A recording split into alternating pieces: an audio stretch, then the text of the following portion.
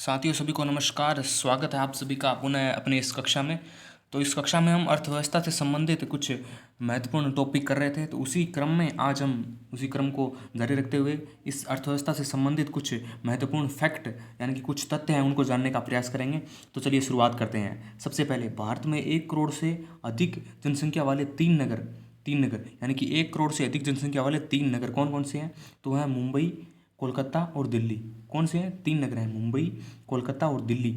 यानी कि भारत में 1 करोड़ से अधिक जनसंख्या वाले 3 नगर हैं, वो है मुंबई, कोलकाता और दिल्ली। इसे आप इस तरीके से याद रखते हैं कि DMK यानी कि दिल्ली, मुंबई और कोलकाता। ये जो जनसंख्या है वो 2011 की जनसंख्या के आधार पर ये आंकड़े प्रस्तुत किए गए हैं। तो अभी 2021 में तो जनगणना होनी थी, वो हुई नहीं है, तो हमें 2011 की जनगणना है उसी को ध्यान में रखते हुए क्वेश्चन करना है और उसी को अपने प्रश्न उसी को आधार रखते हुए प्रश्न हल करना है। तो देखिए, 1 करोड़ से अधिक जनसंख्या वाले 3 नगर हैं, वो है मुंबई, कोलकाता और दिल्ली। इसी के साथ अगला फैक्ट पढ़ते हैं कि भारत में सर्वाधिक नगरीकरण गोवा राज्य का हुआ है। यानी कि भारत में सर्वाधिक नगरीकरण जो है वो कौन से राज्य का हुआ है?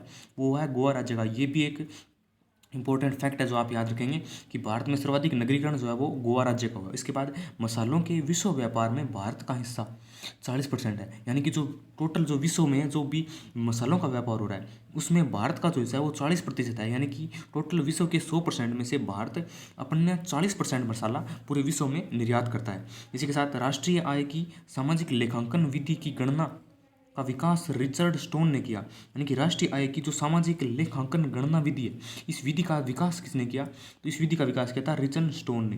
किसने किया? रिचर्ड स्टोन ने। इसके साथ, जब किसी वस्तु के वास्तविक मूल्य के बजाय मौद्रिक मूल्य जब किसी वस्तु के वास्तविक मूल्य के बजाय मौद्रिक मूल्य से प्रतिक्रिया व्यक्त की जाती है तो उसे भ्रम कहते हैं। उसे क्या कहते हैं? उसे मुद्रा भ्रम कहते हैं। यानी कि जब किसी वस्तु के वास्तविक मूल्य यानी कि उस वस्तु का जो वास्तविक में रियल में जो वैल्यू है, उसका जो मूल्य रेट है, उसके बजाय मौद्रिक मूल्य यानी कि जो इस पर मौद्रिक मूल्य है उस पर प्रतिक्रिया व्यक्त की जाती है तो उसे मुद्रा भ्रम कहते हैं। क्या कहते हैं? मुद्रा भ्रम कहते हैं। देखिए, भारत में अब अगला देखते हैं कि भारत में सर्वाधिक दूध उत्पादक राज्य कौन सा है? यूपी है। भारत में सर्वाधिक दूध उत्पादक राज्य यूपी है। यानी कि अगर पूरे भारत की बात करते हैं तो भारत में सर्वाधिक दूध में जो भारत में फर्स्ट रैंक है वो किसकी है? यूपी की है। किसके? यूपी के। भारत में तंबाकू उत्पादन करने वाला विश्व का तीसरा बड़ा राष्ट्र है। यानी कि पूरे विश्व में भारत तंबाकू उत्पादन करने वाला तीसरा बड़ा राष्ट्र है और सबसे बड़ा उत्पादक है, उपभोक्ता है, चीन है। सबसे बड़ा उत्पादक यानी कि उत्पादन करने वाला और उपभोक्ता यानी कि उसका उपभोग करने वाला, उसे यूज़ करने वाला, वो कौन है? वो चीन है। दाल के उत्पादन में भारत का विश्व में पहला स्थान है। यानी कि दालों के उत्पादन में भारत का विश्व में पहला स्थान है। कौन सा स्थान है? विश्व में पहला स्थान है। तो ये आप ये ध्यान रखेंगे कि दाल के उत्पादन में भारत का विश्व में पहला स्थान है। इसके बाद याद करते हैं 1944। देखिए, ये बहुत इंपॉर्टेंट लाइन है कि 1944 में मुंबई के 8 उद्योगपतियों द्वारा प्रस्तुत योजना बॉम्बे योजना कहलाती है। ये एक बहुत इंपॉर्टेंट लाइन है। अभी हाल ही में जो एग्जाम हुआ है राजस्थान पुलिस का, उस एग्जाम में भी ये प्रश्न पूछा गया था कि बॉम्बे योजना है वो किससे संबंधित है? तो वो उद्योगों से संबंधित है।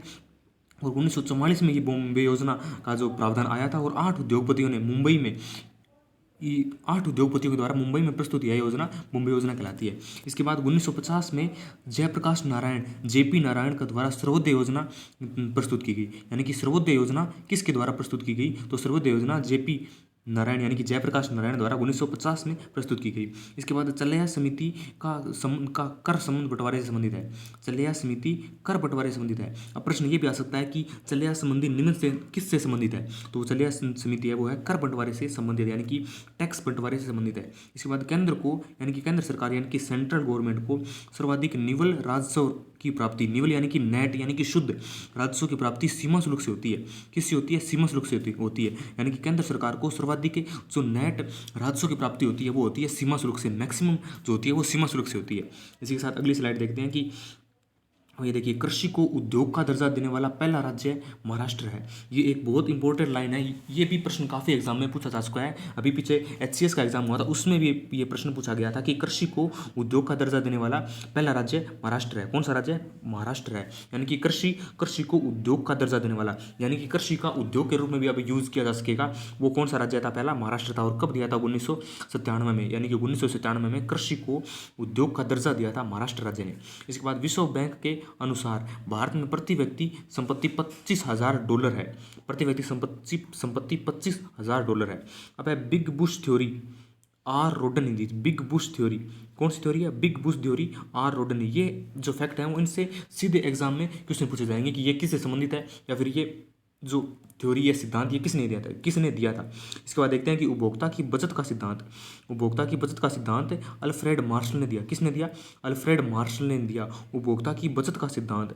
उपभोक्ता की बचत का सिद्धांत अल्फ्रेड मार्शल ने दिया। ये फैक्ट भी आप ध्यान रखेंगे। इसी के साथ केंद्रीय एगमार्क प्रयोगशाला नागपुर में है। केंद्रीय एगमार्क, देखिए एगमार्क जो आप सभी जानते होंगे, जितने भी प्रोडक्ट है उन पर जो एगमार्क का चिन्ह बना हुआ है वो आता है, वो बताता है कि ये जो वस्तु है या फिर जो भी ये खाने के खाद्य पदार्थ है वो कितना शुद्ध है और उसकी क्वालिटी है वो कितनी है। तो केंद्रीय एगमार्क प्रयोगशाला है वो कहाँ पर है? केंद्रीय एगमार्क प्रयोगशाला नागपुर में स्थित है।